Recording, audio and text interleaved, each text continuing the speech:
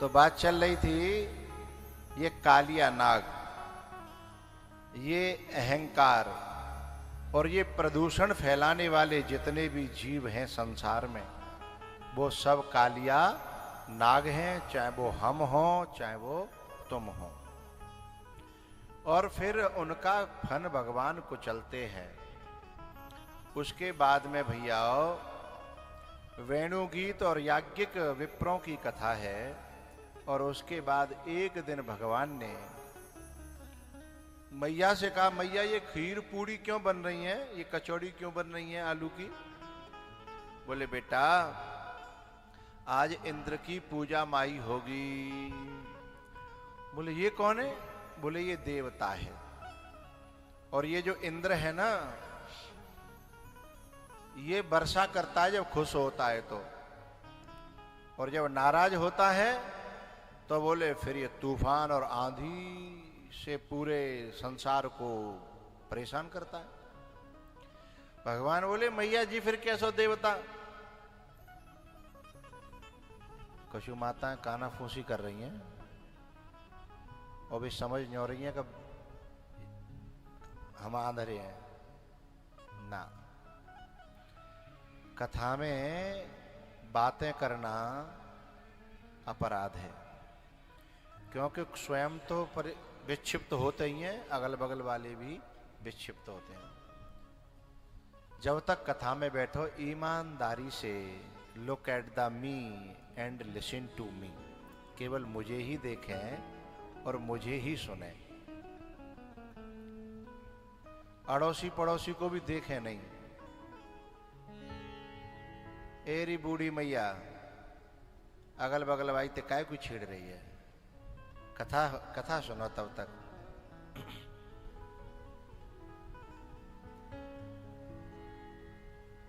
भगवान ने कहा मैया जी इंद्र जब खुश होता है तो वर्षा करता है, नाराज होता है तो तूफान, जाको मतलब देवता का गुल्ली होता है, दे दो तो खुश और नहीं दे दो तो नाराज। बोले नहीं बेटा ऐसे नहीं कहते। इंद्र को अहंकार हो गया था कि मेरे समान कोई नहीं है। ये पूजा होती है ना, पूजा और प्रशंसा, ये हर व्यक्ति को पचती नहीं है। एक बार के लिए आदमी को घी पच जाएगा, उड़द की दाल पच जाएगी, बैंगन अरबी पच जाएंगे, लेकिन प्रशंसा का पचा पाना बड़ा मुश्किल है। इंद्र की पूजा होती थी, अहंकार हो गया। बोले कौन? भगवान। भगवान मेरे सामने। तब भगवान ने बताया कि देखो भगवान कौन होता है। पूजा बंद कराई और गिरिराज जी की पूजा कराई। हमारे देश में 2 पर्वत ऐसे हैं जिनके दर्शन करने से पूजा करने की जरूरत नहीं है, केवल दर्शन मात्र करने से वे भक्तों की सद मनोकामनाओं की पूर्ति करते हैं। पहले गिरिराज जी और दूसरा चित्रकूट, ये दोनों पर्वत हैं और इन दोनों पर भगवान ने निवास किया है, इन दोनों पर रहे हैं।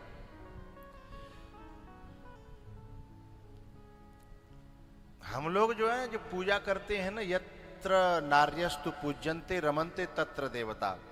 बोले जहां नारी की पूजा होती है वहां देवता लोग रहते हैं। तो नारी की पूजा का मतलब ये थोड़ी है कि अगरबत्ती लगा के और बाकी पूजा करें। भाई उनके अनुसार उनको सुख सुविधाएं दी जाएं, उनका सम्मान किया जाए, यही उनकी पूजा है ना। ऐसे ही हर एक देवता की पूजा अलग अलग होती है। ऐसे इन दोनों पर्वतों की जो पूजा है ना, वो इनकी परिक्रमा है। गिरिराज जी की परिक्रमा, चित्रकूट की परिक्रमा।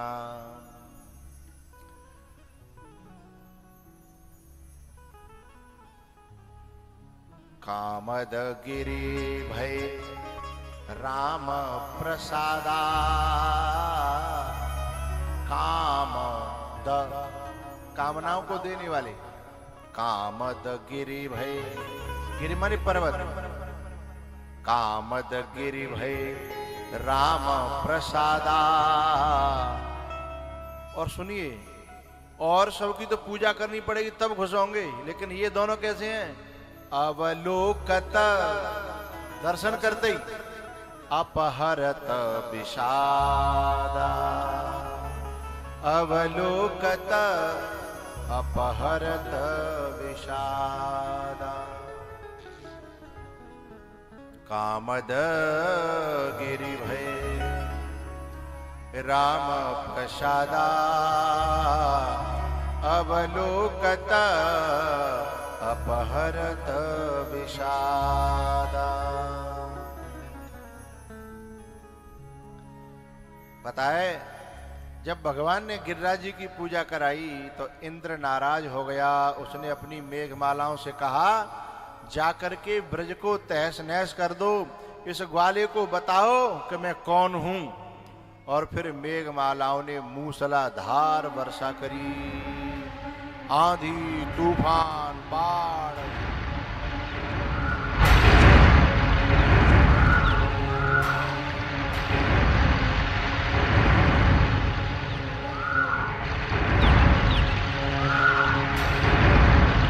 बोलो गिरिराज महाराज की।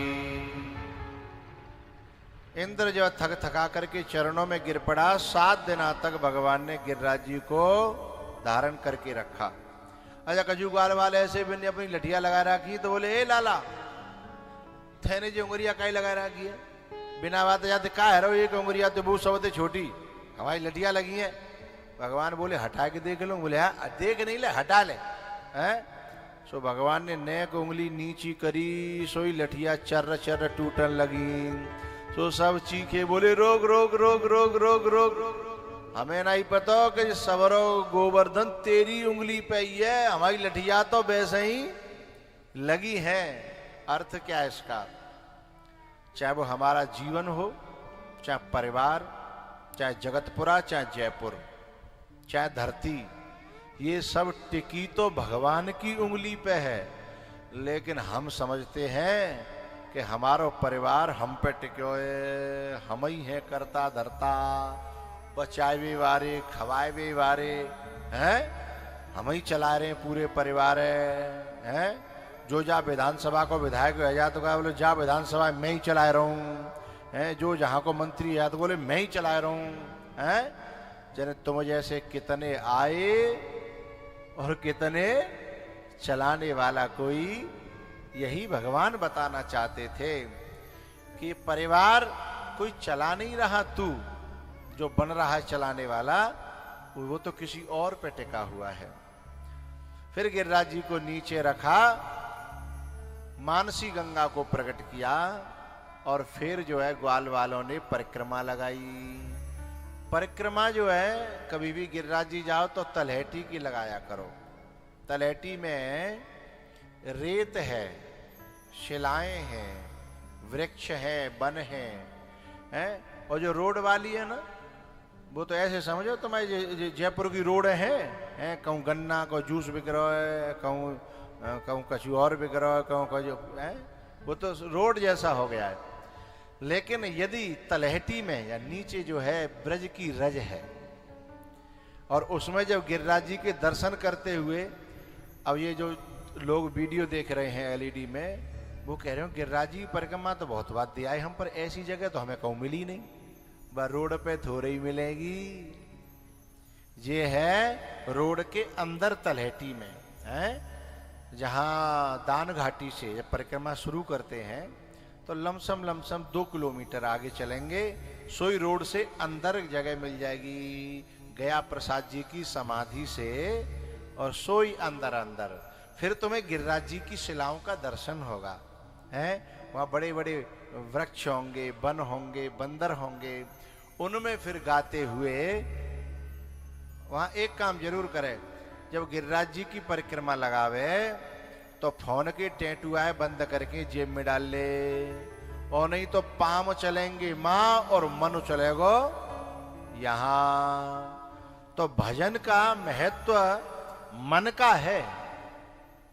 मन हमारा कहाँ है? यदि हम तन से कहीं भी हो, मन यदि भगवान में है तो भजन चालू है।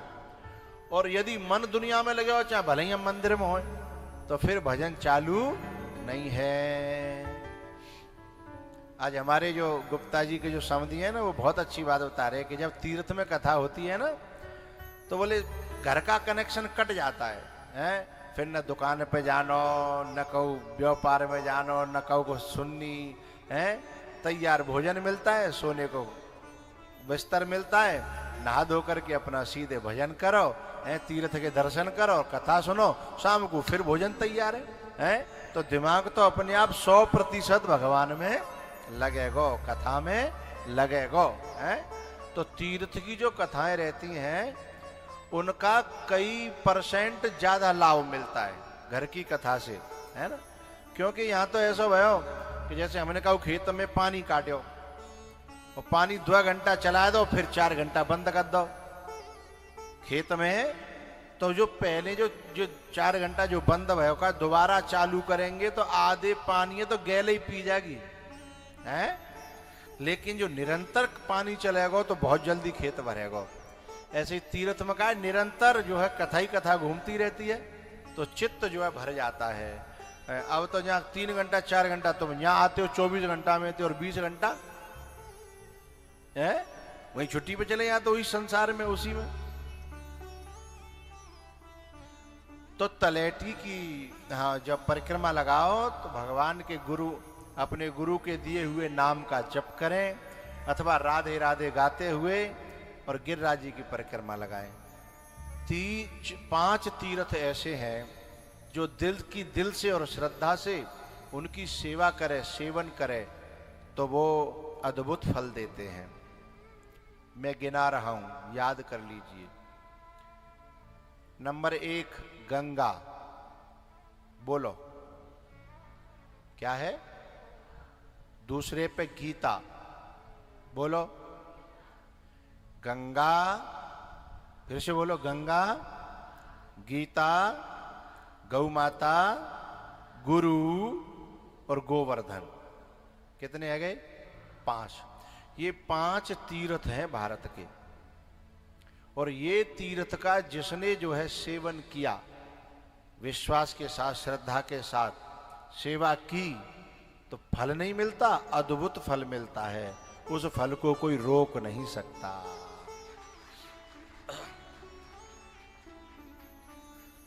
फिर जो है ब्रजवासियों ने परिक्रमा लगाई। आओ हम भी अब गा करके और नाच करके हैं गिरिराज जी का भजन गाएंगे। आप लोग नाच करके परिक्रमा लगाइएगा मन से। मैं तो गोवर्धन को जाऊं मेरे वीर, नाय माने मेरो मनुआ।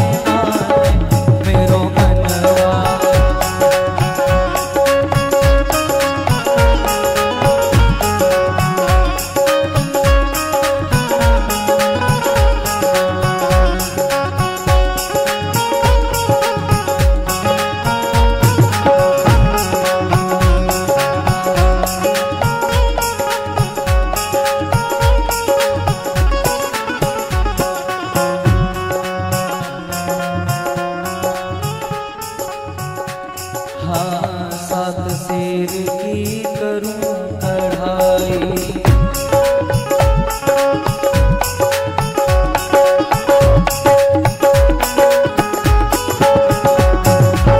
सात शेर की करूं कढ़ाई,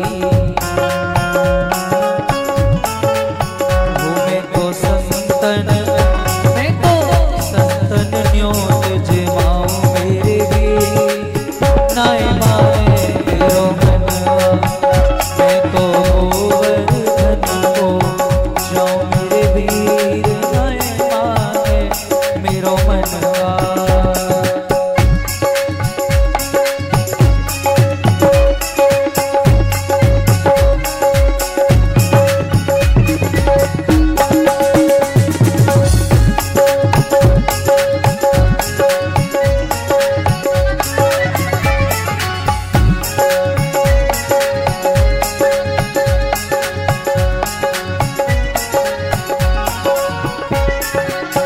चंद्र सखी भजबाल कृष्ण छबे, हाँ चंद्र सखी भजबाल कृष्ण छबे,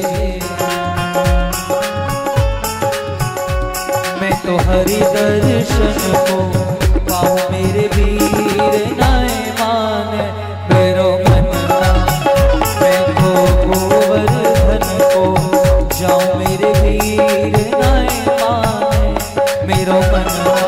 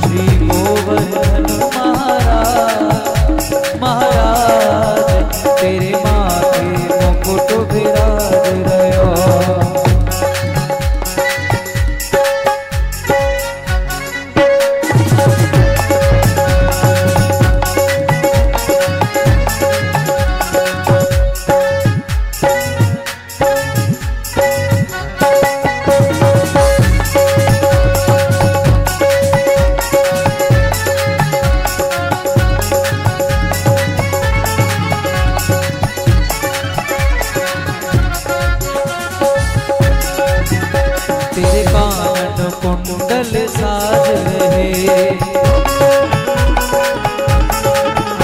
तेरे कानन कुंडल साज रहे,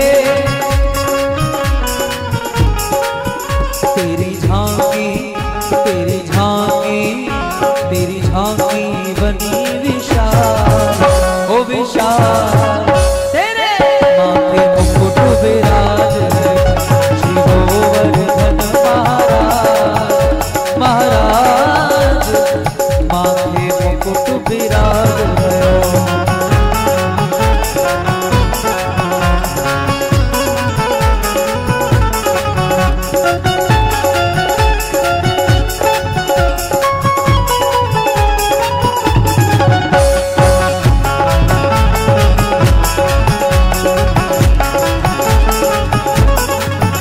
तो पे पान चढ़े तो पे फूल चढ़े,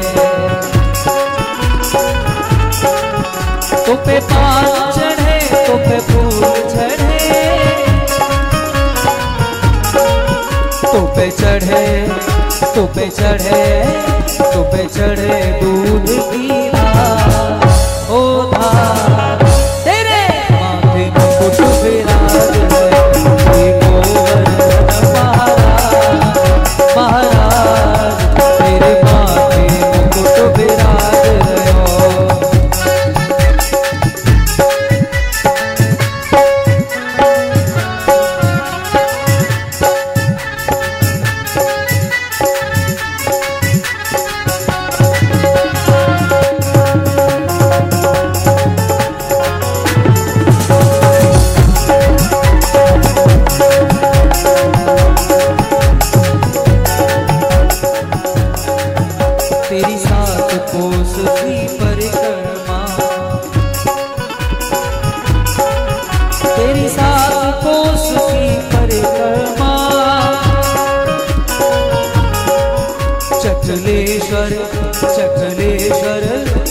सकलेश्वर है विश्राम विश्राम। तेरे माथे मुकुट विराज है श्री गोवर्धन महाराज महाराज। तेरे माथे मुकुट विराज है श्री गोवर्धन महाराज महाराज। तेरे माथे मुकुट विराज है श्री गोवर्धन महाराज महाराज। तेरे माथे मुकुट विराज।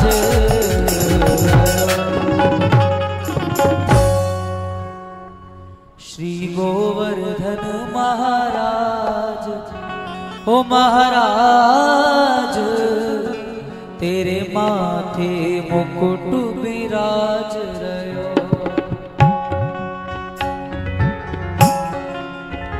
श्री गोवर्धन महाराज महाराज।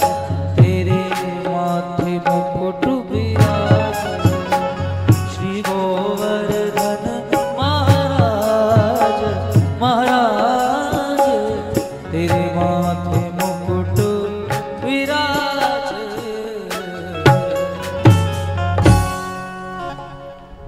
बोलो गिरिराज महाराज की जय पूंछरी के लौटा की दान घाटी की जय जतीपुरा की जय हो आन्योर की। ऐसा ना लग रही गोवर्धन में पहुंच गए हों हैं?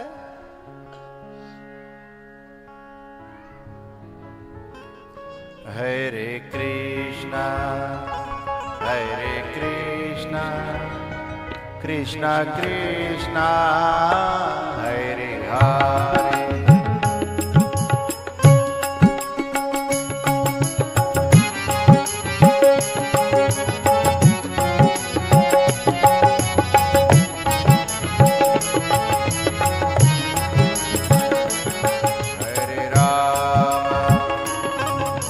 हरे राम राम राम हरे हरे।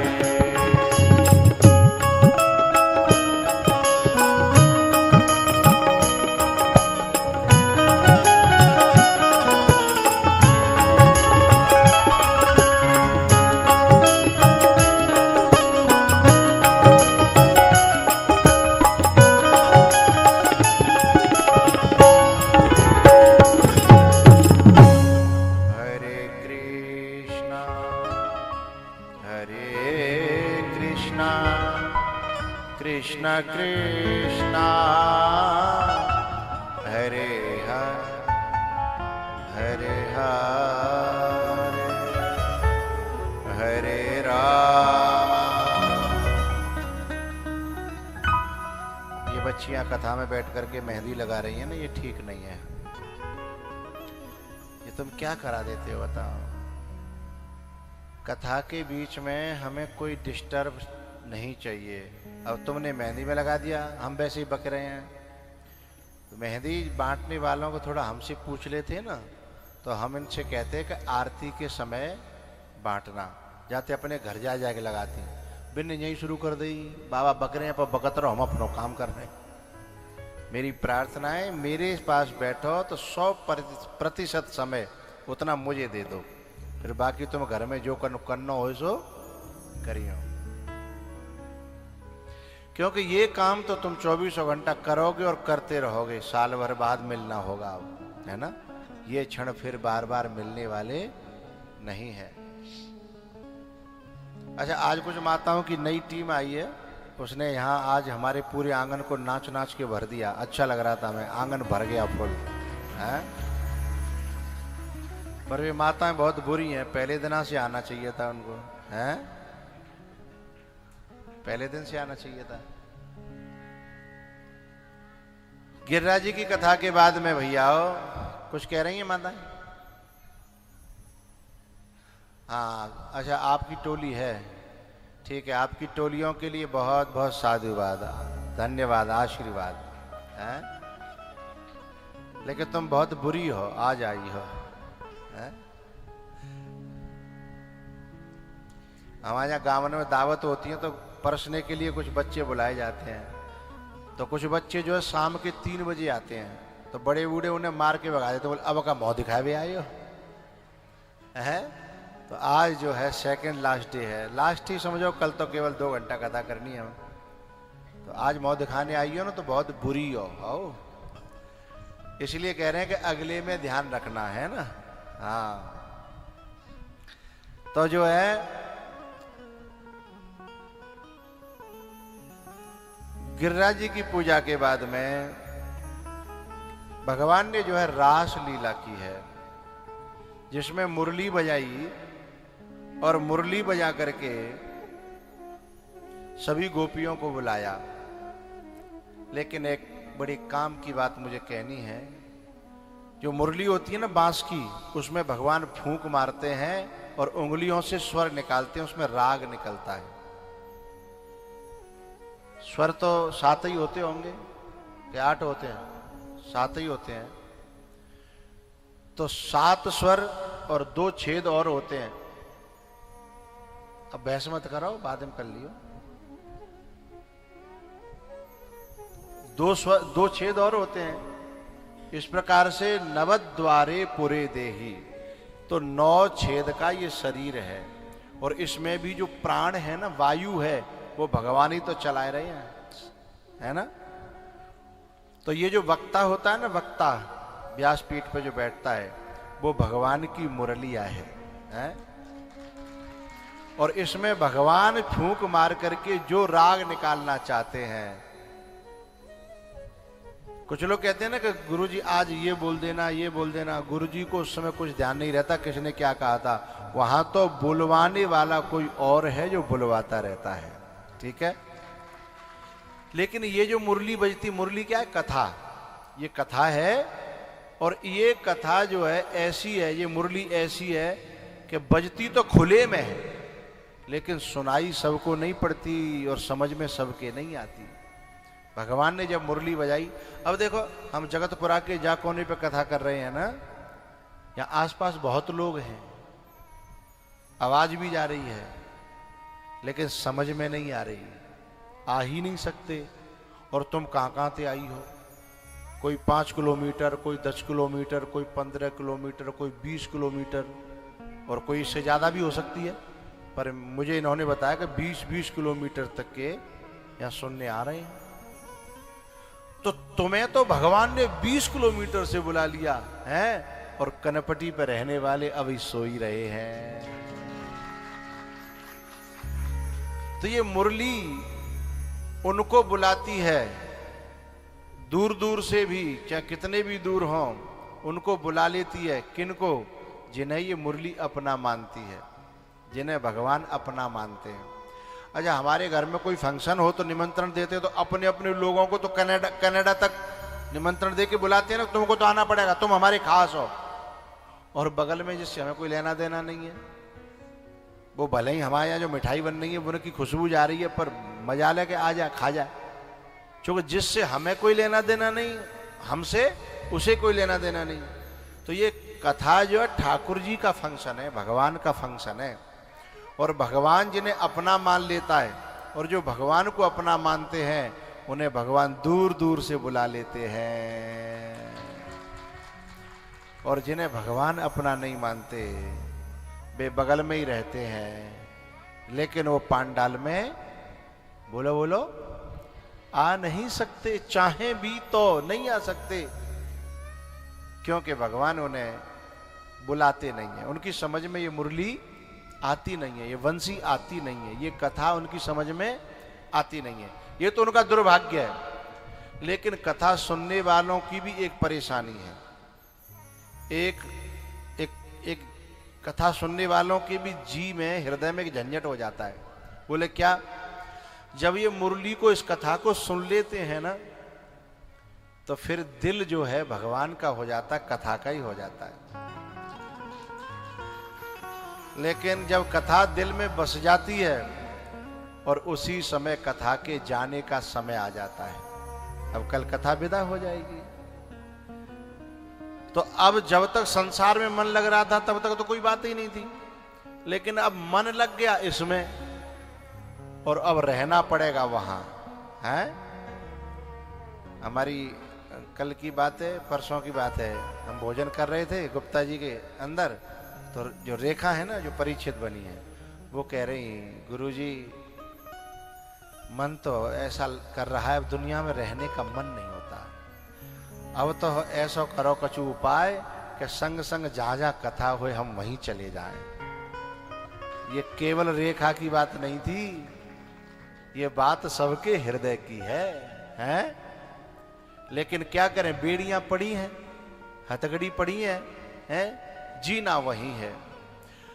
जहां मन लग गया है वो कथा तो छोड़ के जा रही है, और जिस संसार में मन नहीं लगता और जीना पड़ेगा वहां। इसलिए भक्त को जो है मन में परेशानी रहती है, वहां रहना पड़े जहां मन नहीं लग रहा, और जिसमें मन लग गया था वो चली गई। ये दुविधा है, ये परेशानी है भक्त की। वो तो दुर्भाग्यशाली हैं जिन्हें समझ में ही नहीं आई, लेकिन जिनके समझ में आ गई अब वो उसके इतने रसिक हो गए हैं। अब जैसे कल कथा और होगी, परसों से तुम्हें इस समय पे याद आएगी कि अब कहाँ जाएं। जैसे बीड़ी वाले को बीड़ी की लत लग जाती है ना, तो उसे हुड़क लगती है, फिर हुड़क कहते हैं उसे, है ना। ऐसे ही कथा की भी हुड़क लगेगी, है।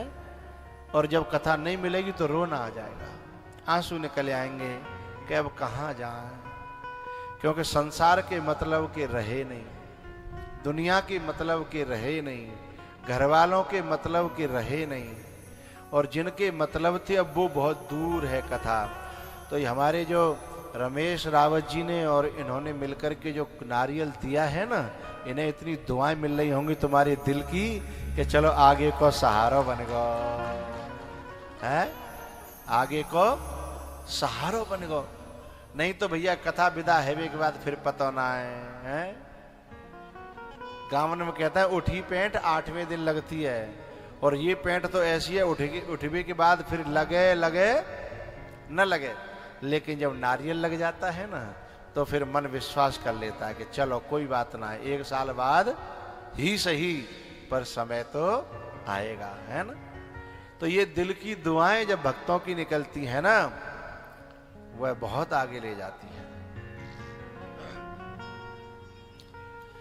तो भगवान ने मुरली बजाई, और गोपियां जो है, जो जैसे ही तैसे ही उठे धावहे, बाल वृद्ध कहूँ संग न लावहे। जे जैसे ही तैसे ही उठे धावहे, बाल वृद्ध कहूँ संग न लावहे। भैयाओ, जो गोपी जैसी अवस्था में थी वैसे में भाग पड़ी है। जैसे आप लोग जो है कथा में आगे बैठने के लिए जल्दी जल्दी चलो, नहीं तो फिर पीछे रह जाएंगे। कछु काम कर लो, कछु छोड़ दो, शाम को देखेंगे लौट के, है ना।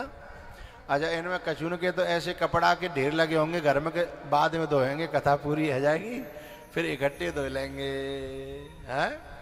पूरा धोबी घाट भीतर लगा होगा, बाद में होगा। तो संसार के कामों को पेंडिंग में डाल करके जो कथा का श्रवण करते हैं वे ठाकुर जी के बड़े प्रिय हो जाते हैं, क्योंकि संसार का काम तो कबू न पूरा होए और न कबू होगा। भैया, रास में जो है गोपियों को अहंकार हुआ है, और फिर उस अहंकार को नष्ट करने के लिए भगवान अंतर ध्यान भये, और गोपियां रोई हैं, और रो करके उन्होंने जो है अपने उद्गार प्रकट किए हैं, उसका नाम पड़ा है गोपी गीत। जयति तेधिकम्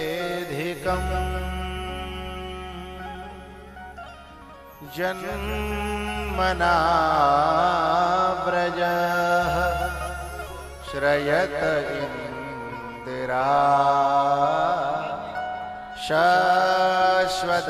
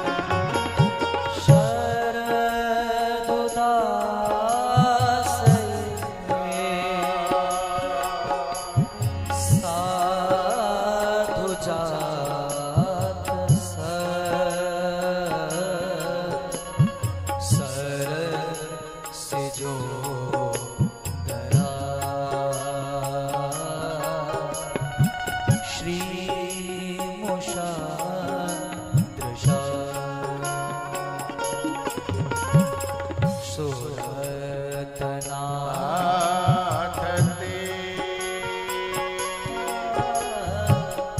अशुल्क दासिका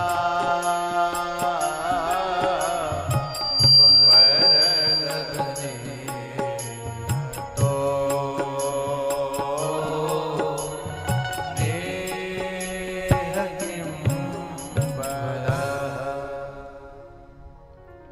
ये रोते रोते गोपियां रुरुदुहु सुस्वरम राजन कृष्ण दर्शन लालसा ताशामाविर्भुक्षौरी स्मयमान मुखाम्बुजः।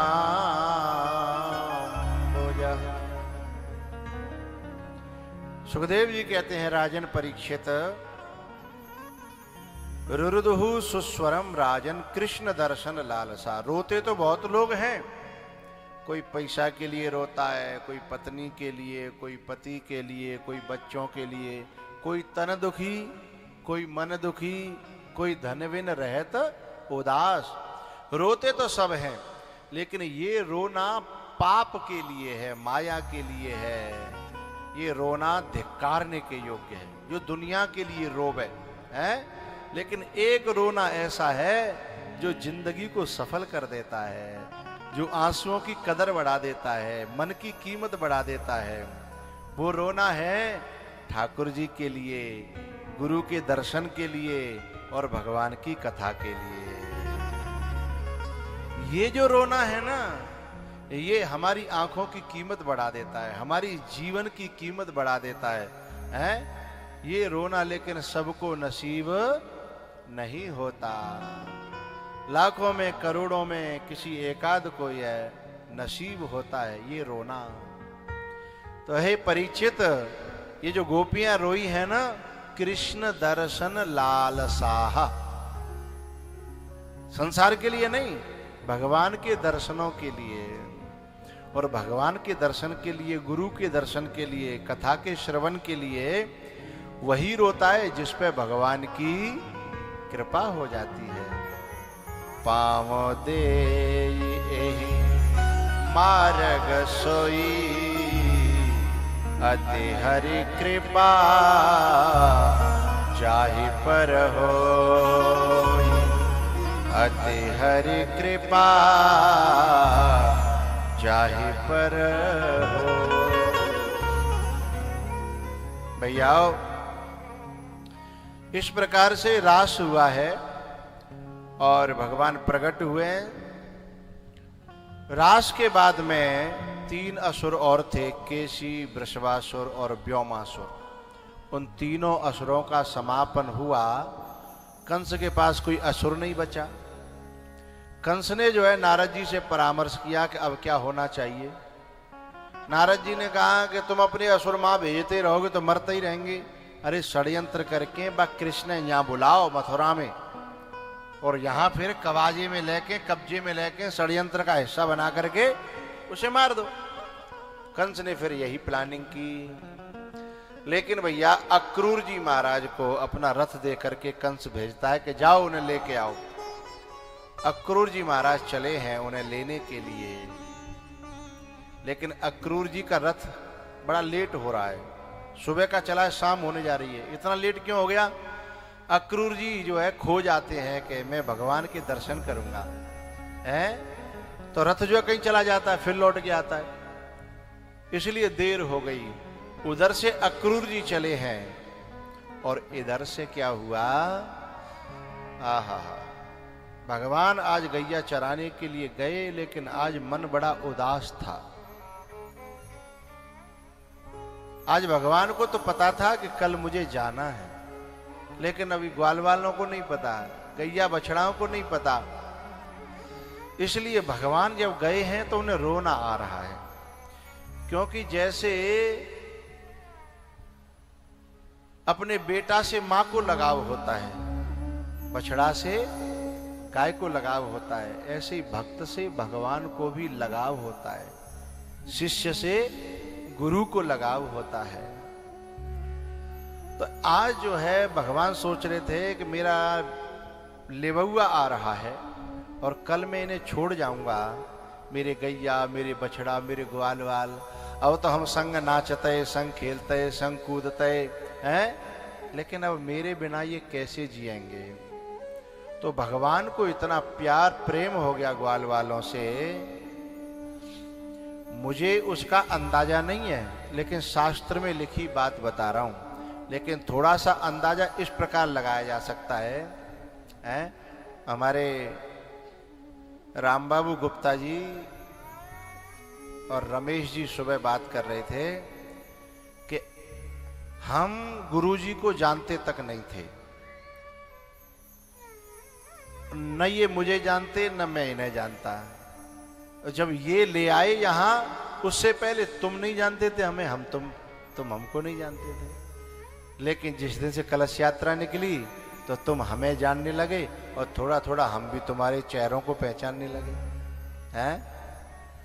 लेकिन तुम्हें जो लगाव हुआ है इन 7 दिनों में, और जब कि हम तुमसे मिले नहीं है, कहीं बतराए नहीं है, बैठे नहीं है, केवल 3 घंटा तुमने सामने बैठ करके सुना है। जब राम श्याम की कथा कहने वाले से इन 6 दिनों में इतना लगाव हो सकता है, इतना प्रेम हो सकता है कि जाने पर आंसू निकलने लगे, तो सुनो, कृष्ण की कथा कहने वाले से ये लगाव हो सकता है, तो स्वयं जो कृष्ण है प्रेम का अवतार, जब 12 वर्ष बाद ब्रज को छोड़ा होगा, तो उन सखाओं की, उन ग्वाल वालों की और उस मैया की जो चौथे पन में अकेला मिला, उसका क्या हाल हुआ होगा। उन गायों का क्या हाल हुआ होगा जो एक इशारा में ऐसे करके भगवान जब अपना दुपट्टा लहराते थे और रमाती हुई दौड़ के सब भगवान के पास आ जाती थी। जो सखा जगते ही भगवान के पास आ जाते थे कि चल खेलेंगे, तो भगवान सोच रहे हैं कि अभी इनको पता नहीं है कल क्या होने वाला है। एक कदम के पेड़ के नीचे जाके भगवान लेट गए, एक सखा आया, चल ले लाला खेलेंगे, और ऐसा सुनते ही भगवान की आंखें भर आई हैं, क्योंकि जो बेटी विदा होने वाली होती है ना, फिर उसे न तो अपनी बहन अच्छी लगती है, न उसे चाची ताई, न उसे कोई अच्छा नहीं लगता। जो भी बात करता है ना, उसे देख के रोना आ जाता है। वो ये सोचती है ये मेरा घर पराया हो जाएगा, इन्हीं गलियों में मैं तब आ पाऊंगी जब उनकी आज्ञा मिलेगी, और शायद आ पाऊं न आ पाऊं। उन गलियों को देख करके, उनका अपने कमरे को देख करके, ये मेरी किताबें, ये मेरा कमरा, ये मेरे खिलौने, ये मेरे कपड़े हैं, उन सब को देख करके जैसे उस बच्ची को रोना आता है ना, क्योंकि वो सब उसका छूट जाता है। अपनी सहेलियों से भी वो ये सोचती है कि अब पता नहीं कभी ये आएंगी तो मैं नहीं आऊंगी, और जब मैं आऊंगी तो जरूरी नहीं है कि ये आएंगी। कभी कभी तो सहेलियां ऐसी बिछुड़ती हैं कि शादी के बाद कभी मिलती भी नहीं है। अपनी सब सहेलियों को याद करोगी तो कुछ तो ऐसी है शायद मिली ही नहीं, तब से 10 साल हो गई, और शायद जिंदगी भर न भी मिले। कौन सी सहेली जो दिन और रात संग खेलती थी। इतना बड़ा वियोग होता है। तो जैसे वो बेटी रोती है ना उनको देख करके, ऐसे ही भगवान उन सखाओं को देख करके रो पड़े, आंखें भर आई, बोले लाला चल खेलेंगे। लेकिन भगवान ने कहा भैया आज मेरो खेलवे को मन नहीं है, आज मेरो मन नहीं है, जाओ तुम खेलो। बोले नहीं, तेरे बिना हम क्या खेलेंगे। इतने सब सखा आ गए, बोले लाला चल खेलेंगे खेलेंगे। तब भगवान बोले भैया एक बात बताओ, काउदना हमारा तुम्हारा वियोग है गो, हमेशा के ले इतने पे तो बने मुंह पे हाथ धर दो सखा ने। बोले लाला जब तक तू हमारी जिंदगी में नहीं आया था ना, तब तक हम खूब खेलते थे, खूब जी रहे थे दुनिया में, लेकिन जब से तू मिलाए तब से अब ये दुनिया हमें अच्छी नहीं लगती। यदि कुछ अच्छा लगता भी है तो तेरे साथ होने से अच्छा लगता है, तेरे बिना अब कुछ अच्छा लगता नहीं है। तू कहां जाने की बात कर रहा है। भगवान ने कहा कोई बात नहीं है, मैं कुछ नहीं कह रहा, न मैं कुछ कर रहा हूं। शाम ढल गई, गाय हाँक दी। पता है और दिन जब आते थे तो खिलखिलाते हुए हंसते हुए, लेकिन आज भगवान उदास हैं। गोपियां रोज इंतजार करती थी लाला आए रहो होगो, ऊपर से फूल डालती थी। भगवान उनको देख के मुस्कुरा जाते तो उनकी थकान उतर जाती पूरी। लेकिन आज ऊपर से फूल तो फेंके, लेकिन भगवान ने देखा नहीं, क्योंकि उन्हें पता है कि ये गोपी कल मेरा दर्शन नहीं कर पाएगी। आज तक ही इसका मेरा मिलन है, इसलिए उसे देख करके रोना ज्यादा न आ जाए, इसलिए भगवान उनकी तरफ देखते नहीं। गाय बाड़े में बंद करी, काका जी से आकर के लिपट गए। काका अक्रूर जी जो आए हैं लेने के लिए, कि आप मुझे लेने के लिए आए हो मुझे तो पता है, पर मेरी मैया को मत बताना। मेरी मैया मुझसे बहुत प्यार करती है, उसके प्राण मुझ में बसे हुए हैं, मेरी मैया को मत बताना। यदि उसे पता चला तो पूरी रात रो रो करके अपना स्वास्थ्य खराब कर लेगी, बूढ़ी मैया है मेरी। अक्रूर जी ने कहा ठीक है मैं नहीं बताऊंगा, लेकिन भैया बात कहीं छुपती है क्या? न जाने कहां से बात फूट गई। गोपियां सब दरवाजे पे आ गई, रात में ही ग्वालवाल आ गए। गोपियों ने ग्वाल वालों से कहा जाकर के कन्हैया से कहो वो हमें छोड़ के कहां जा रहा है और क्यों जा रहा है। उससे कहो हम उसे मना लेंगे और वो जैसे राखेगो हम वैसे ही रहेंगी, लेकिन वो हमें छोड़ के जाए ना। ग्वालवाल जब कमरा में गए तो भगवान उनसे लिपट पड़े। तो ग्वाल वालों से बोले कि भैया कर मन सो मिलिबो भयो, कर मही तो बिछुड़ा। भगवान ने कहा सखाओ तुम्हारो हमारो मिलन कोई इत्तेफाक नहीं है, ये कोई किसी जन्म का हमारा तुम्हारा कोई रिश्ता है नहीं, कोई यूं ही किसी से प्यार नहीं कर बैठता। इसलिए हमारा तुम्हारा इतने ही दिन पर लिखो, इतने ही दिना को है तो अब मुझे अपने कर्तव्य के मार्ग पे जाना है, मेरा सहयोग करो। इतनी तो रात में ही आंखें खुल गई जसोदा की, और रात में जब दरवाजे पे देखा तो गोपियां रो रही हैं। अरे बाबरियो का है वो, क्यों रो रही हो मेरे दरवाजे पे भयो का? तब एक गोपी बोली अरे भोरी बाबरी जसोदा तो पता ना, तू ऐसी नींद में सो रही है, विपत्ति का पहाड़ टूटा है हम लोगों पे। बोले बात तो बताओ। तब वो गोपी कहती है कि श्याम सकारे जाएंगे नैन मरेंगे रोए, हे विधना ऐसो कीजियो जासो घोर न हो। शाम सकारे जाएंगे? अरे मेरे लाला कहां जा रहे हो मुझे पता हो ना। सोई दौड़ पड़ी लाला के कमरे में, और जैसे प्रवेश किया भगवान पहले से रो ही रहे थे। तो भगवान ने मैया के चरणों में अपना माथा लगाया और आंसुओं से पांव धुल गए। जब मैया ने ऊपर उठाया और आंसू देखे, पूछने लगी कि मैं समझ तो गई, पर मैं तेरे मुंह से सुनना चाहती हूं। ये मैं क्या सुन रही हूं? ये अक्रूर तुम्हें लेने के लिए आया है, ये मैं सुन क्या रही हूं? और फिर तूने मुझसे पूछा नहीं मैं तेरी मां हूं। अरे मेरे बुढ़ापे में एक ही सहारा है तू, तेरे बिना मेरो जीवन कैसे कटेगा तैने सोची? भगवान ने मां को गले से लगाया और रो पड़े। बोले मैया मैं तुम्हें क्या बताऊं, हर किसी बच्चे को एक न एक दिन कर्तव्य के मार्ग पर तो जाना पड़ता है। जिंदगी भर बच्चा मां की गोद में तो नहीं रहता, एक दिन सबको बिछुड़ना पड़ता है, सबको एक दूसरे से दूर होना पड़ता है, चाहे वो बहन भैया हो, चाहे वो भैया भैया हो, चाहे बाप बेटा हो, चाहे माँ बेटी हो, है, सबको दूर होना पड़ता है। मां रो पड़ी,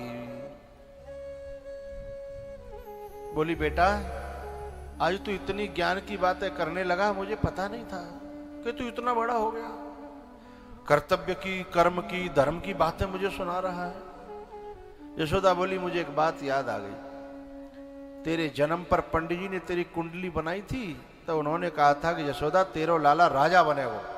मैं बड़ी खुशी हुई, लेकिन पंडित जी ने दूसरी बात कलेजा फाड़ने वाली कही।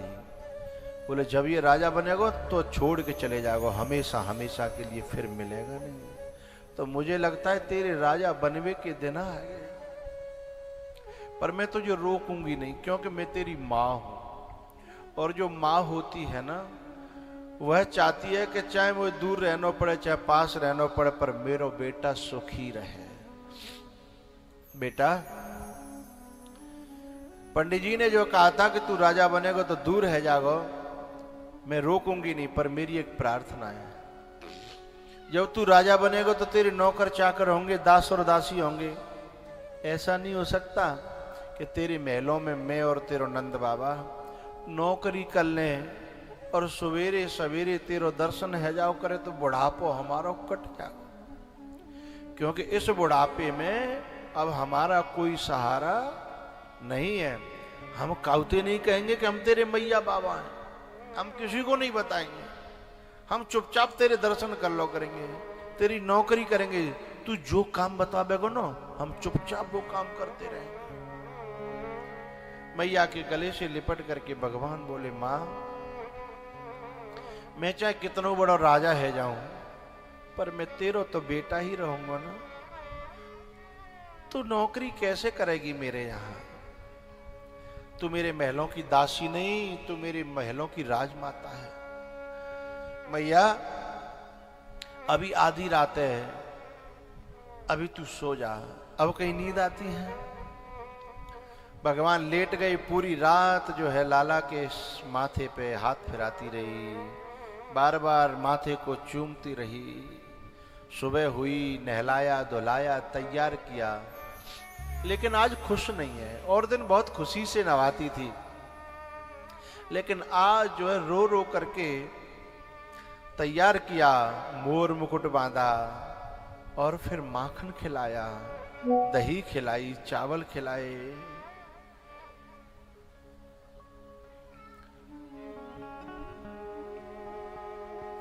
भगवान मैया से मिले, अपने सखाओं से मिले, और अपने उस सखा से मिले जो बहुत गरीब था।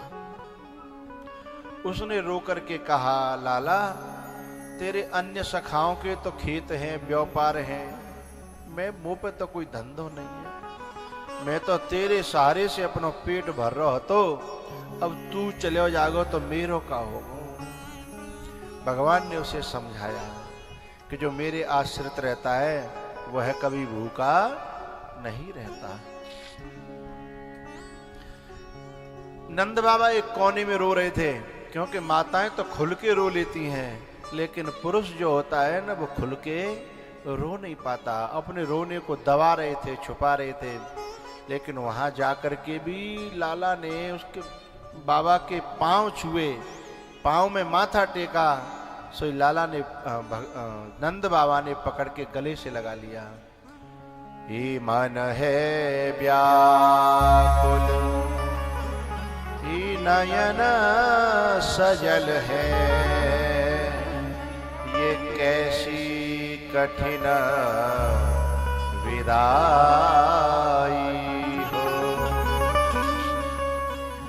ये कान्हा कान्हा की वह प्रतिध्वनि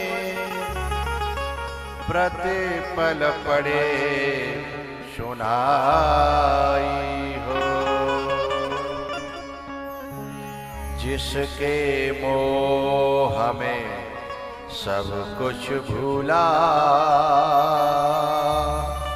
थी वह वस्तु पराई हो। जिसके मोह में सब कुछ भूला, थी वह वस्तु पराई हो।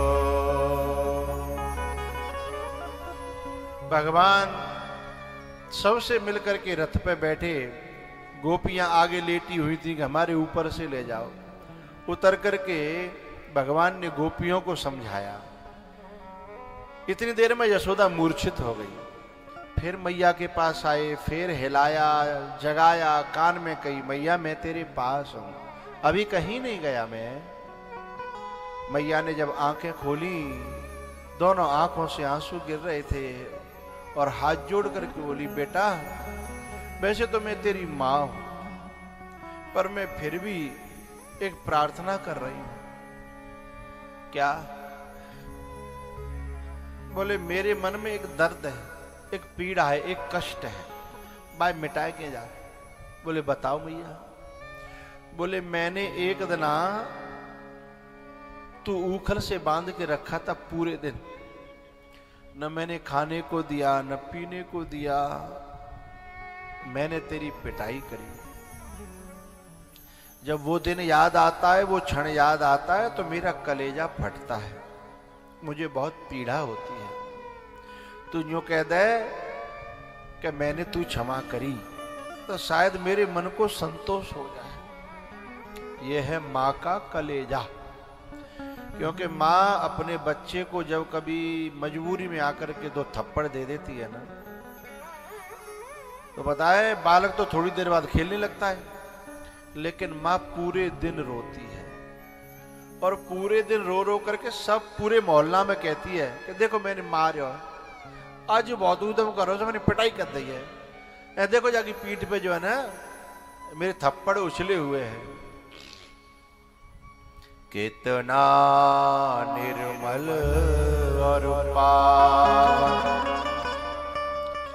है माँ बेटे का नाता,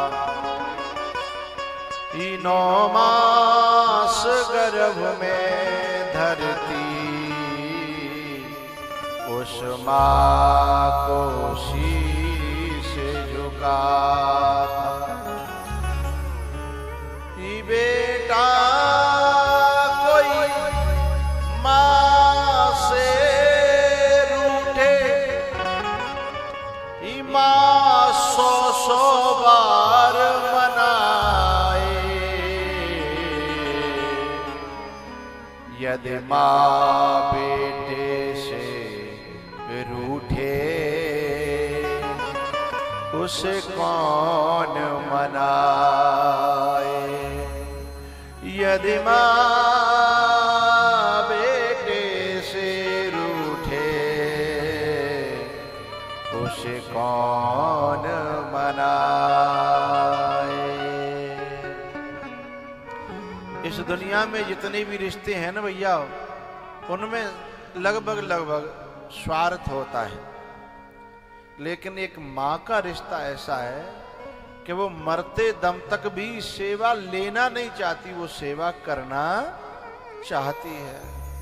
आप कभी देखिएगा कोई बालक जो है छुट्टी आ रहा होए और अपनी माँ से पूछे, घर में फोन करता है ना, अपनी पत्नी से क्या लाऊं, वो बता देगी ये ले आना।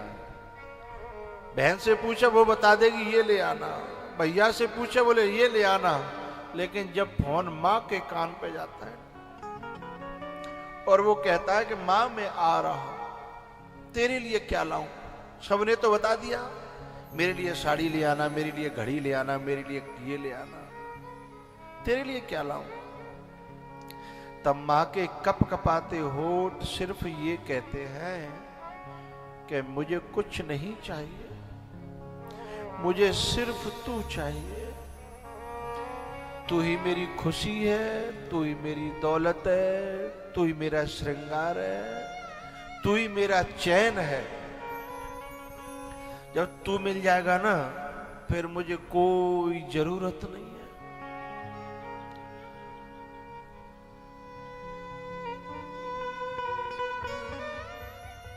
माँ कितनी भी दुखी हो, कितनी भी परेशान हो, आप देखना कभी बेटे का फोन आ जाए ना, परदेश से सारी थकान दूर हो जाती है, सारी बीमारी दूर हो जाती है, सारे रोग भाग जाते हैं। जो जीते जी ऐसी माँ की, ऐसे देवता की कदर नहीं करते न, वे कपूत हैं। क्योंकि माँ की असली कदर तब समझ में आती है जब माँ इस दुनिया में रहती नहीं है। बेटी का माँ के बिना मायके में आने का मन नहीं होगा। जब तक माँ है ना, तब तक बेटी चाहे दुनिया विरोध करे, माँ है तो चली जाएगी, माँ है तो मन लगेगा, माँ है तो रहनी भी जाएगी 2-4 दिन।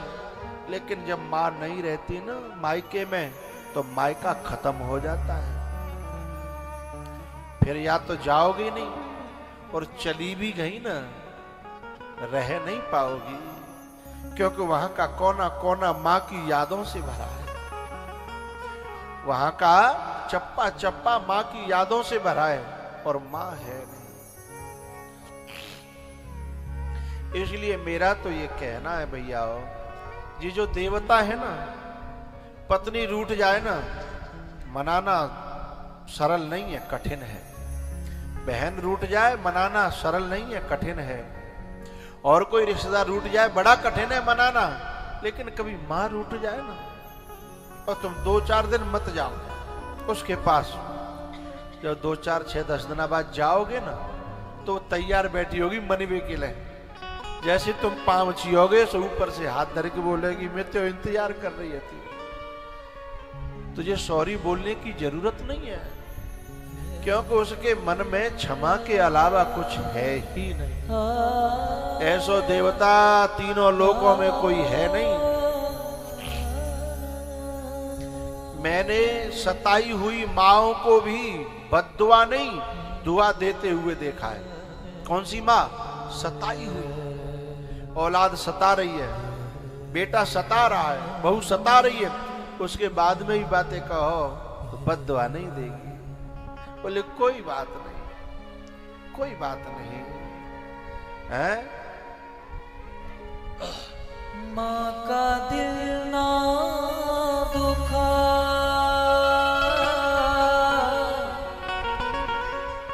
माँ का दिल ना दुखा, ये प्रभु की अमानत है माँ।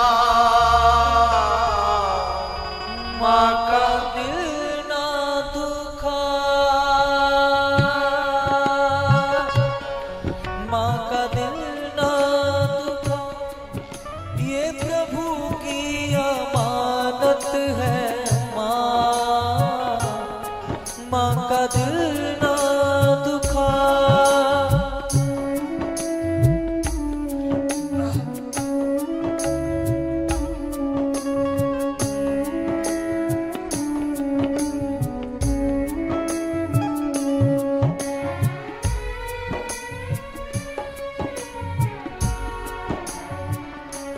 तुझको पाला है जिसने बड़े प्यार से,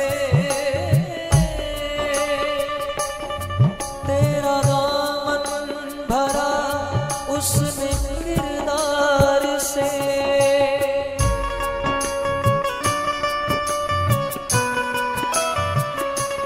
तुझको पाला है जिसने बड़े प्यार से, तेरा दामन भरा उसने किरदार से। नन्ही सी जान पर हो, नन्ही सी जान पर। मेरा बहुओं से एक कहना है, तुम्हें और जो जिंदगी में करना हो सो करना, कभी माँ से उसका बेटा छीनना नहीं, माँ से बेटे को अलग करने की कोशिश मत करना। पता है क्यों? क्योंकि बेटा कलेजा होता है, बेटा कलेजा होता है, और जब किसी से उसका कलेजा छीनोगे तो वो जिंदगी भर क्षमा नहीं कर पाएगी, और उसका बदला चुकाना पड़ेगा। वो जो बेटा है ना वो तो मजबूर है, क्योंकि पत्नी की न माने तो परेशानी, और माँ की न माने तो परेशानी। लेकिन वो जानता है कि माँ तो मान भी जाएगी, लेकिन ये नहीं मानी तो मेरा नरक कर देगी जीवन। तो तुम्हारी मानेगा तो सही बेटा उसका, लेकिन हमारा भी ये कर्तव्य बनता है कि हम किसी से किसी का कलेजा न छीने। माना कि वो हमारा पति है, लेकिन वो किसी का कलेजा भी है। मुझे कहना ये है,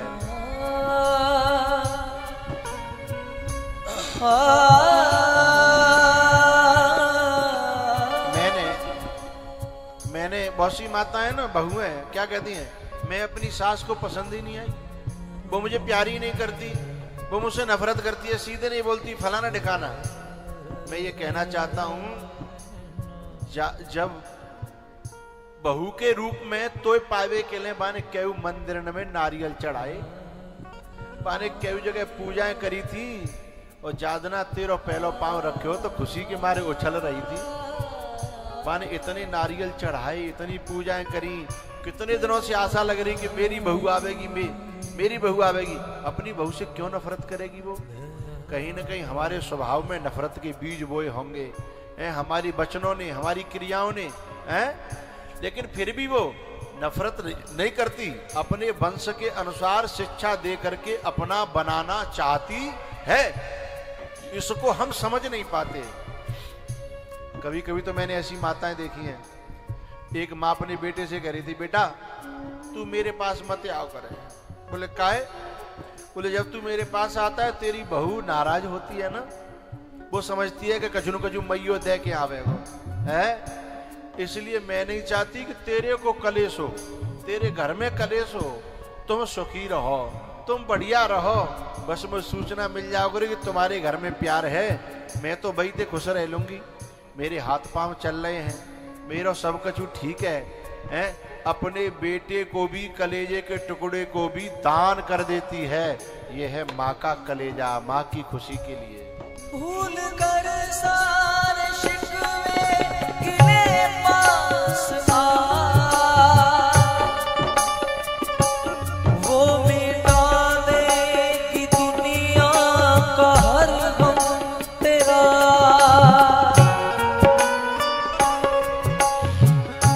माँ बच्चों की जान होती है, वो होते हैं किस्मत वाले जिनके माँ होती है।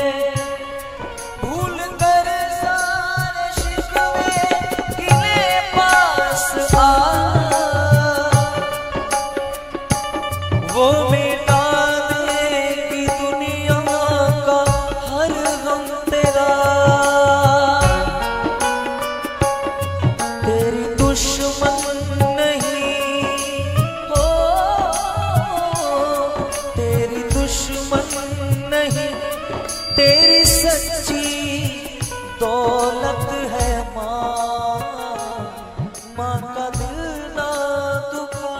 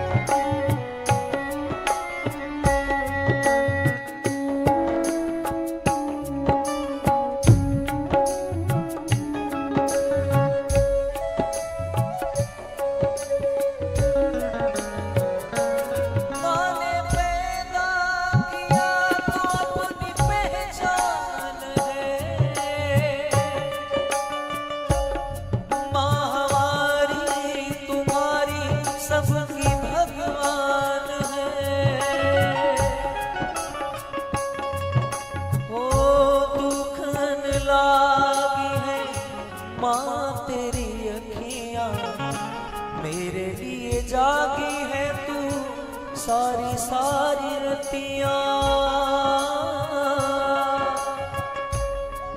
ओ मैंने पैदा किया तो अपनी पहचान है,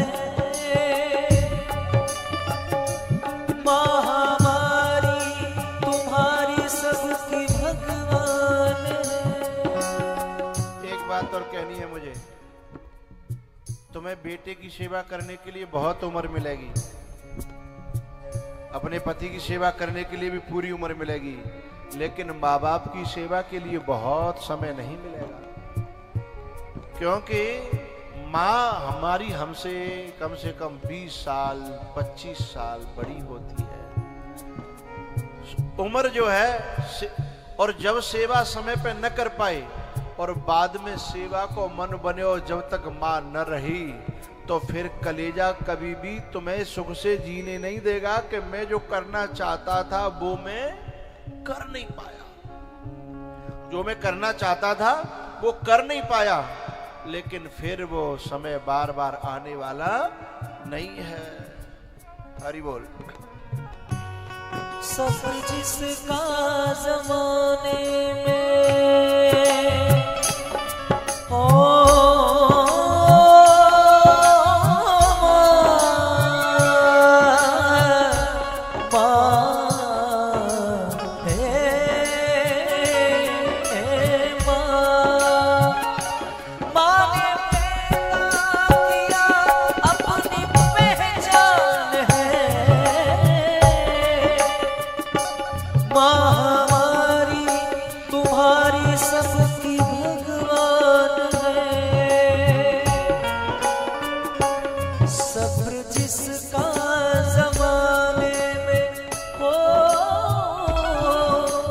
जिसका जमाने में मशहूर है वो है माँ।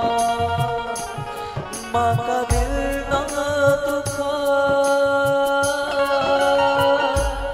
माँ का दिल ना दुखा, ये प्रभु की अमानत है माँ। माँ का दिल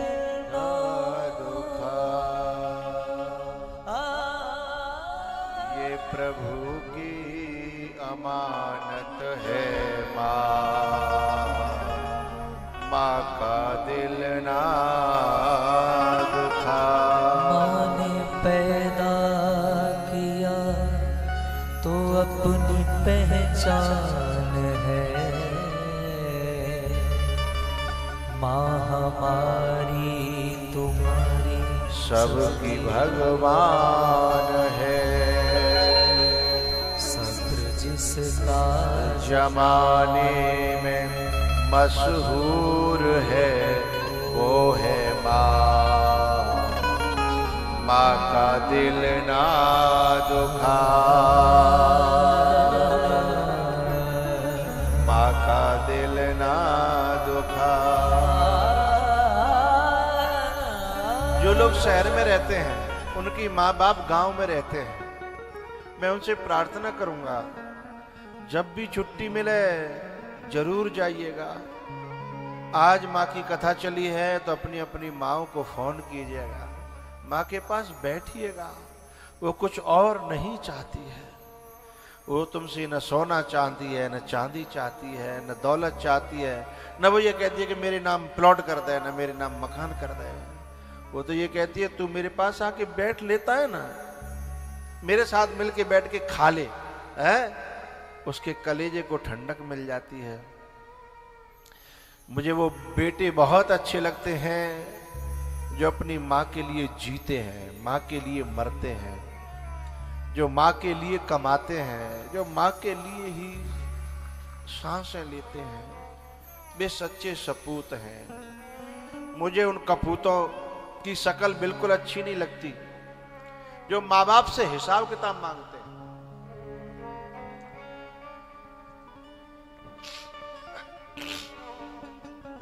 एक बेटा था, उसकी माँ बीमार हुई गांव में, वो जयपुर ले आया, उसका इलाज कराया, 15 दिन रोका, हॉस्पिटल में भर्ती रही। यहां तक तो मुझे बहुत अच्छा लगा कि बेटे को करना चाहिए, लेकिन मेरा कलेजा तब दुखा जब उसने एक बड़ा गलत व्यवहार किया। पता है, जब गांव छोड़ने गया, छोड़ने के बाद में कितना बड़ा कागज निकाला, बोला माँ इस पे सब हिसाब किताब लिखा है, बाद में हिसाब किताब कर लेंगे। बोले काहे को हिसाब किताब? बोले कितने इंजेक्शन लगे, कितनी दवाई आई, कितने को बेड को खर्चा, कितने डॉक्टर की फीस है, वो सब जो है हिसाब किताब हम बाद में कर लेंगे। लेकिन पता है माँ ने कुछ कहा नहीं। बोले हाँ बेटा कोई बात नहीं, कर लेंगे। मेरे हिस्से में वो जो खेत की फसल आती है ना, वो फसल बेच के मैं तेरे पैसे दे दूंगी। और वह कपूत ने न्यो नहीं कही कि कोई बात नहीं मैया, तेरो ही दया भयो है। बोले ठीक है, फसल बिचेगी तब मैं आ जाऊंगा, पैसे ले लूंगा। उस जमाने की बात, वो 2000 रुपए लेने के लिए फसल पे घर गया। ऐसे कपूतों को मेरा मन होता है कि मिट्टी का तेल छिड़क करके आग लगा देनी चाहिए। वो संतान की नाम पे कलंक है। यदि मैं उस माँ की जगह बैठूं ना, तो मैं उससे प्रश्न कर सकता हूं कि तूने मुझे 4 दिन बेड पे क्या लिटाया। हिसाब करने लगा। मैंने तुझे गोदियों में, पेट में, कंधे पे, पीठ पे कितने दिन लिटाया होगा, कुछ काउंटिंग है? तूने दवाई क्या 4 खिला दी, मैंने तुझे कितनी घुट्टियां पिलाई, मैंने तुझे कितना क्या क्या नहीं खिलाया पिलाया, कोई काउंटिंग है? कितनी बातें हैं जिनका हिसाब किताब वो 7 जन्म में नहीं सकता, और 4 दिन वो जयपुर क्या ले आया। उस मां से हिसाब किताब कह रहा है कि कर लेंगे जब तेरी फसल आएगी ना। आज जो तू कमा रहा है वो शरीर किसका दिया हुआ है, वो बुद्धि कहां से आई है, उन रगों में खून मोल लिया क्या तूने, वो हाथ पांव तेरे चल रहे हैं किसकी बदौलत, कहां से आए। ऐसे कपूत मुझे अच्छे नहीं लगते जो 2 कौड़ी के ओछेपन की बात करके मां से हिसाब किताब मांगते हैं। मुझे वो बच्चे बहुत अच्छे लगते हैं। एक बच्चा था, उसकी नौकरी लगी और ट्रेनिंग पे गया था। जब छुट्टी मिली 6 महीने बाद और उसे थोड़ी सी तनख्वाह मिली थी, ला करके अपने मां के चरणों में रखी और कहा मां मुझे आशीर्वाद देना कि जब तक तू जिंदी रहे तब तक मैं तेरे चरणों में ही रखूं। लेकिन ये बड़ा कठिन है, बड़ा कठिन है। जब शादी हो जाती है ना, तो अकाउंट नंबर शामिल में खुलता है और हो सकता है आदमी के पास में एटीएम हो या न हो, एटीएम कार्ड पूरा घर पे हो। मैं मना नहीं कर रहा, पत्नी का भी हिस्सा है, पत्नी भी सेवा कर रही है, पत्नी ने जीवन दिया वो करे, लेकिन माँ का हिस्सा, माँ की जो जगह है, जो देवता की जगह है। अरे एक बात बताओ, तो माँ को देवी दोगे तो छोड़े कौन के ले जावेगी, छाती में धर के ले जाएगी का। लेकिन जो दुआएं मिलेंगी उसके चरणों में रख करके, उस धन को जो दुआएं मिलेंगी उसको, उन दुआओं के बराबर दुनिया की कोई दौलत को तोल सकते हो तुम? उन दुआओं के बराबर कोई दौलत नहीं है। तो उस बच्चे ने जब ट्रेनिंग के बाद आया और सारी कमाई रखी, लेकिन मैया ने कमाई को नहीं देखा।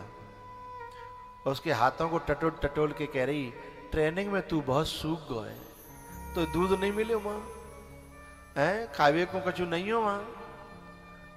तो बा ने बताई कि वहां ऐसे नहीं मिलता, ऐसे नहीं मिलता।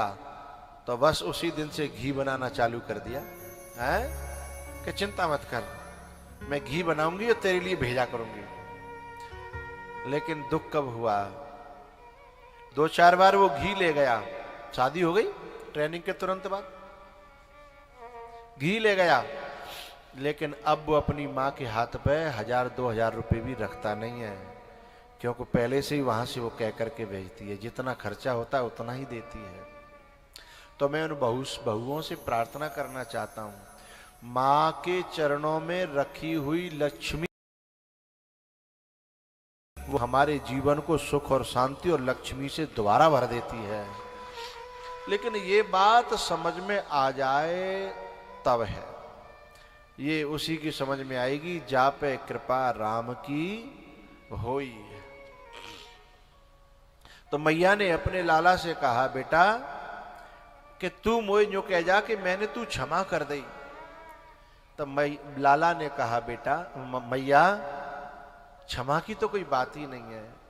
तूने जिस दिन मुझे उखल से बांधा था ना, मुझे तेरे बंधन में इतना सुख मिला कि इतना सुख तो मुझे कभी बैकुंठ में भी नहीं मिला, क्योंकि तेरा बंधन प्रेम का बंधन था, तेरा बंधन भाव का बंधन था। मैं तो चाहता हूं कि बार बार तेरे आंगन में आके खेलूं और बार बार तू मुझे बांधे। ऐसा समझा करके मैया को वहीं बिठाया और रथ पे भगवान चढ़ गए।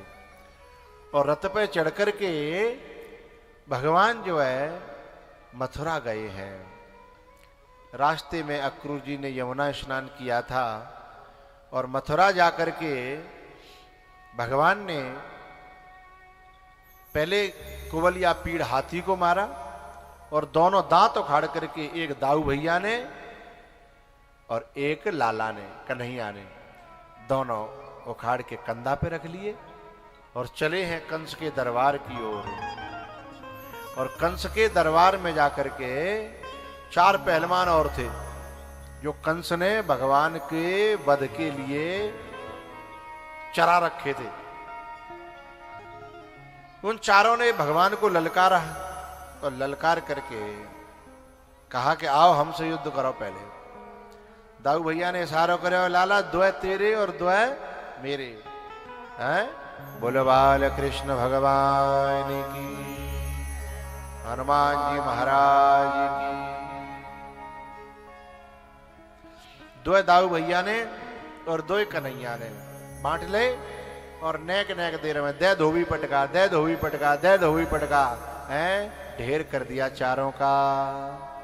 फिर जो है आवाज लगाई, मामा जी राम राम। मामा बोले मैं तुम्हारा इंतजार कर रहा था। कन्हैया बोले मुझे बहुत देर रह गई, जल्दी से आना चाहिए था, पर फिर भी आते आते बड़ी देर हो गई। कंस ने जो है ना उन्हें गले लगा करके वहीं दबा करके मारने की चेष्टा की। और भगवान तो भैया काऊ के वो व्यापक है, वो असीम है, वो सीमा में कैसे बंधेगा, इसलिए हाथों से बाहर खड़े दिखाई दिए। बोले अच्छा, फिर पकड़ा।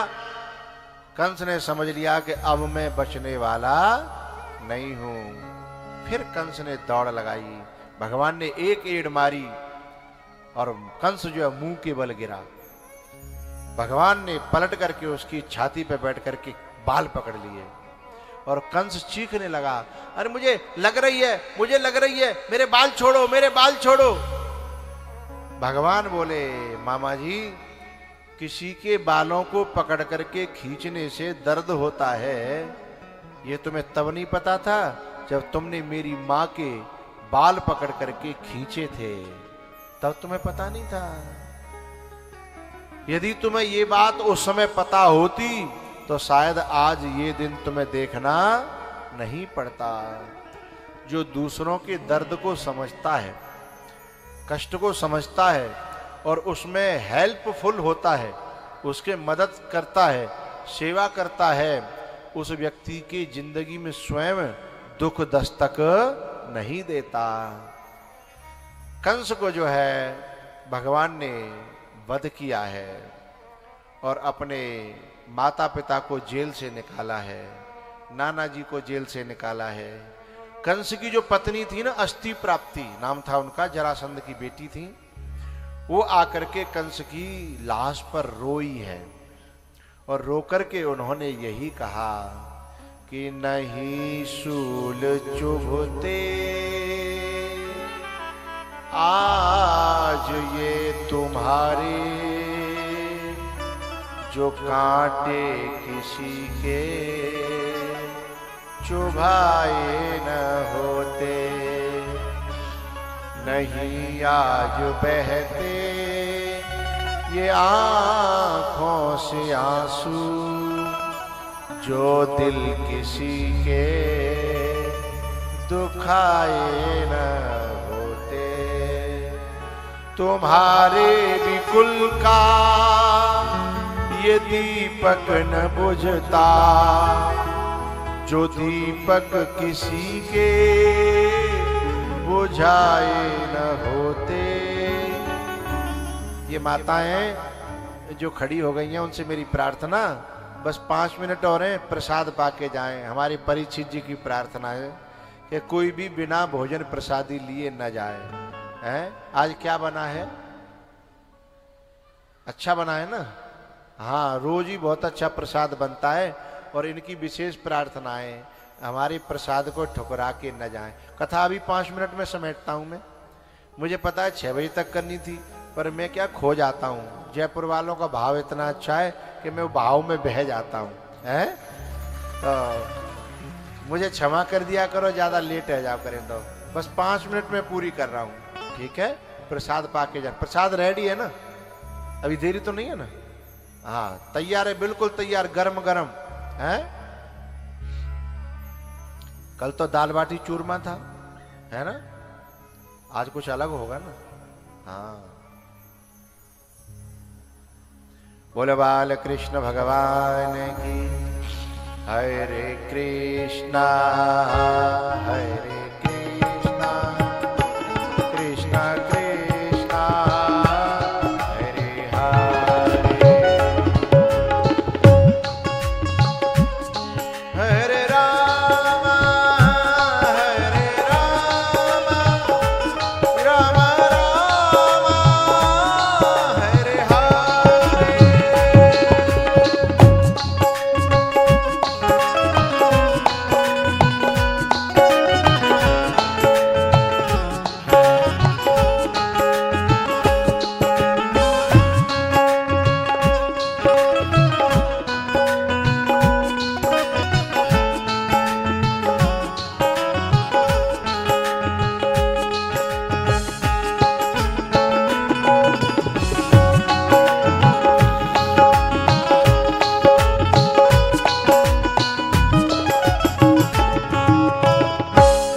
गिरिराज महाराज की। कल की जो कथाएं हैं वह भगवान के विवाह होंगे, सुदामा जी का चरित्र होगा, और शायद हो सकता है उद्धव जी ब्रज में जाएंगे, और 11वें स्कंद की कुछ कथाएं। इस प्रकार से कल की चर्चा होगी। अब एक भजन होगा और फिर आरती होगी। अब खड़े हो जाइए।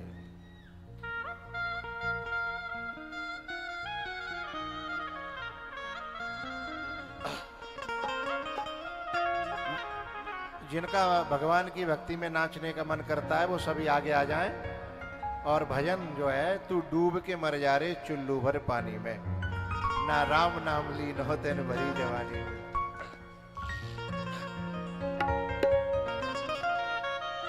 ना राम लीनो तेने भरी जवानी में,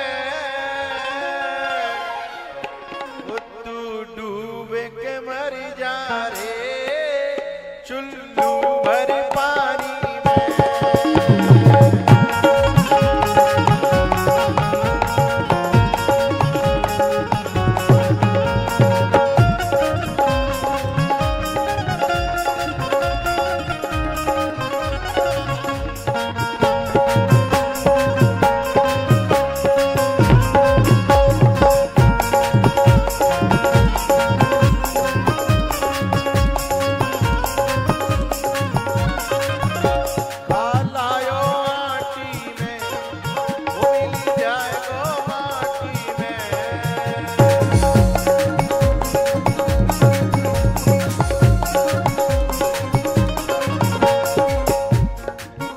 एक दिन काया तेरी कस जाएगी कांटी में।